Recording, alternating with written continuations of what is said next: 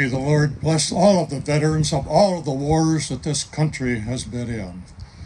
Now I'll take you back to November the 19th of 1863 for the dedication ceremony there at the Gettysburg that had been established just after the horrible battles there, which were the first 3 days of July of 1863.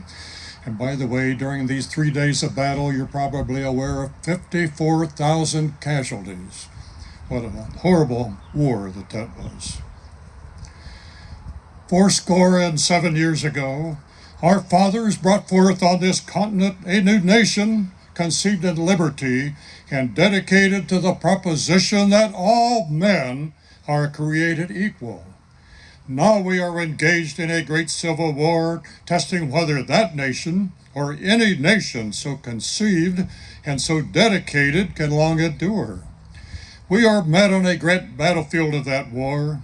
We have come to dedicate a portion of that field as a final resting place for those who here gave their lives that that nation might live. It is altogether fitting and proper that we should do this, but in a larger sense, we cannot dedicate, we cannot consecrate, we cannot hallow this ground.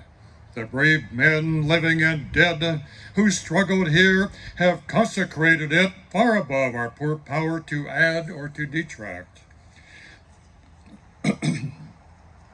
The world will no longer remember what we say here, but it can never forget what they did here. It is for us, the living, rather, to be dedicated here to the unfinished work which they who fought here have thus far so nobly advanced.